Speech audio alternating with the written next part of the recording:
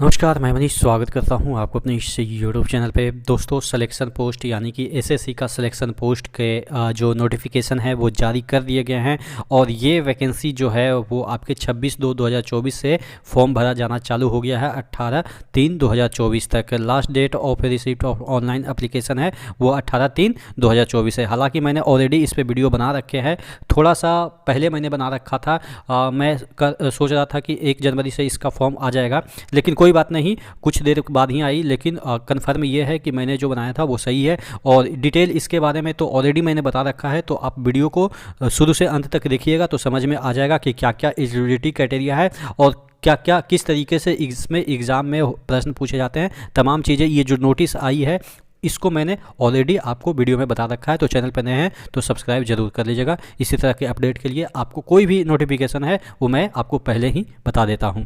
एक और ज़बरदस्त वैकेंसी के साथ हाजिर हैं। सभी लोग इसको भर सकते हैं। 10वां पास है, 12th पास है, ग्रेजुएट पास है। एसएससी की वैकेंसी है। एसएससी का नाम सुनते ही आप लोग के मन में हड़कंप मच जाता है कि इतना बड़ा वैकेंसी होगा। नहीं, उतना बड़ा नहीं है जितना आप सोच रहे हैं। नंबर ऑफ वैकेंसी बड़ा है। हाँ, 7000 प्लस आपके वैकेंसी है। क्या है ये? आपके सिलेक्शन पोस्ट नाम है। हर एक साल निकलती है, अभी ये 12वां बार निकला है, तो इसलिए इसको हम सिलेक्शन पोस्ट 12 कह रहे हैं। अगली बार जब निकलेगा तो 13 बोल देंगे। तो उसी तरीके से क्रम चलता है। इसमें सिलेबस क्या होता है? CBT 1 ही होते हैं, CBT 2 नहीं होता है। और सिलेबस जो आपके MTS के सिलेबस है, CHSL के सिलेबस है, आपके CGL के सिलेबस है। आप तीनों वैकेंसी के लिए भर सकते हैं। अगर आप ग्रेजुएट है तो तीनों के अलग अलग दिन एग्जाम होंगे, तीनों का एक ही जगह सेंटर होगा, यानी कि आपको इधर उधर भागने की ज़रूरत नहीं है। आप चाहे तो ये रीजन वाइज निकलती है, ठीक है। आप नॉर्थ में भर सकते हैं, साउथ में भर सकते हैं, वेस्ट में भर सकते हैं, कोई भी रीजन में भर सकते हैं। लेकिन ध्यान देने वाली बात है कि अगर आप एक वैकेंसी नॉर्थ से भरते हैं 10th वाला और 12th वाला वेस्ट से भरते हैं, तो जब अगला दिन आपका एग्ज़ाम होगा, तो ट्रैवल करना पड़ सकता है। तो इस वजह से सहूलियत के लिए आप एक ही जगह से भरिए। तीनों वैकेंसी अलग अलग डेट में 3 एग्ज़ाम देने पड़ेंगे। 10th के लिए अलग, 12th के लिए अलग, ग्रेजुएट के लिए अलग। और इसके CBT 2 नहीं होंगे, मेंस नहीं होंगे। हाँ, जहाँ पे ज़रूरत होगी, जिस भी पोस्ट के लिए ज़रूरत होगी, कहीं कुछ पोस्ट ऐसे भी होंगे जहाँ पे टाइपिंग की ज़रूरत होगी, कुछ ऐसे भी पोस्ट होंगे जहाँ पे स्टेनो की ज़रूरत होगी, कुछ ऐसे भी पोस्ट होंगे जिसमें कि एक्स्ट्रा डिग्री की आवश्यकता होगी। तो वैसे पोस्ट के लिए अलग अलग जो है वो क्राइटेरिया है। लेकिन जनरली जो वैकेंसी निकलती है आपके बिना 10th पास है भर सकते हैं, 12th पास है भर सकते हैं, ग्रेजुएट हैं भर सकते हैं। चलिए डिटेल में हम चर्चा कर लेते हैं। अच्छा, इसकी फॉर्म फीस चलिए देख ही लेते हैं। चैनल पर नए हैं तो सब्सक्राइब जरूर कर लीजिएगा, क्योंकि इसके तमाम जितने भी चीज़ें हैं वो आपको मिलती रहेगी। एसएससी के हो, डिफेंस के हो, रेलवे के हो, तमाम जो अपडेट है वो मैं आपको इस चैनल पे देता रहता हूँ, ठीक है। तो चलिए टोटल पोस्ट की हम बात कर लेते हैं। तो 7000 प्लस टोटल पोस्ट हो जाएंगे, तीनों मिला के, तीनों पोस्ट मिला के। देखिए एसएससी की वैकेंसी है, आपको भी पता है हर एक साल आती है, तो आप 70,000 तो दे नहीं सकते हैं, ठीक है। इसलिए 7000 प्लस इसकी वैकेंसी रहेगी। इसकी बात कर लेते हैं। देखिए फीस की हम बात कर लेते हैं तो 100 रुपया आपको लगेगा। लेकिन अगर आप फीमेल हैं, SC हैं, ST हैं, तो आप PW हैं, यानी कि विकलांग या दिव्यांग जिससे कह सकते हैं, उनको फीस नहीं लगती है, 100 रुपये अदरवाइज आपको फीस लगेगी, ठीक है।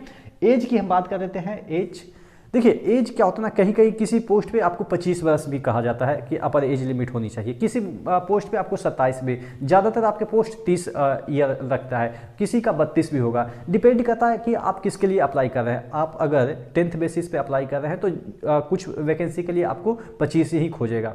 आप ग्रेजुएट लेवल के हैं तो आप 27 खोजेगा या 30 खोजेगा। डिपेंड करता है कि वैकेंसी कैसी है, कौन से लेवल की वैकेंसी है। अच्छा, इसमें लेवल की हम बात कर लेते हैं। अगर सैलरी लेवल की, तो यहाँ पे जो सैलरी लेवल है, लेवल 1 से 8 तक, लेवल 8 तक है, यानी कि 8 तक, यानी कि 1.5 लाख तक आपके सैलरी भी बन जाते हैं। उस पर हम बाद में आएंगे, पहले हम देख लेते हैं। एज आ गया, उसके बाद एलिजिबिलिटी क्राइटेरिया 10th मैंने बताया ही है, 10th वाले भी भर सकते हैं, 12th वाले भी और ग्रेजुएट वाले भी।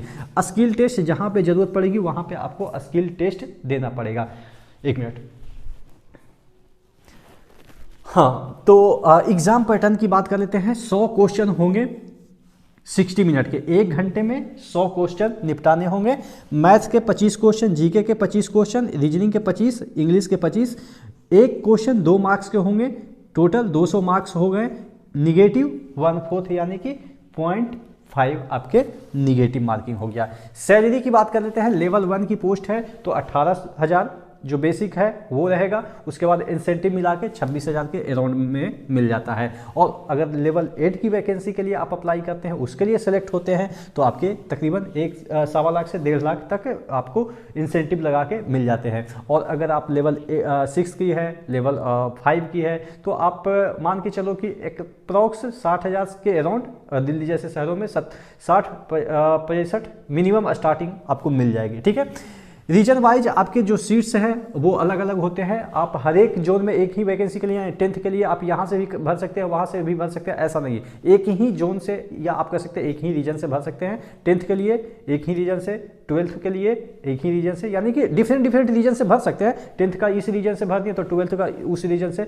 आप चाहे तो एक ही रीजन में तीनों वैकेंसी भर सकते हैं। तीनों का अलग अलग एग्जाम डेट रहेगा, तो आप जाके तीनों को दे सकते हैं। नॉर्मलाइज जो मार्क्स होगा उसी के आधार पे आपके जो है वो मेरिट बनेगी। और इसकी जो वैकेंसी है वो जल्द ही निपटा ली जाती है, तो इसमें आपको ज़्यादा दिन टाइम नहीं लगेगा। विदिन 6 मंथ आपको पोस्टिंग भी मिल जाएगी। जब एग्जाम होगा उससे 6 महीने के अंदर ही आपकी पोस्टिंग मिल जाएगी। तो आशा करते हैं इस वैकेंसी को जरूर आप अप्लाई कीजिएगा। चैनल पर नए हैं तो जरूर सब्सक्राइब कर लीजिएगा। नेक्स्ट वीडियो मिलते हैं, तब तक के लिए जय हिंद।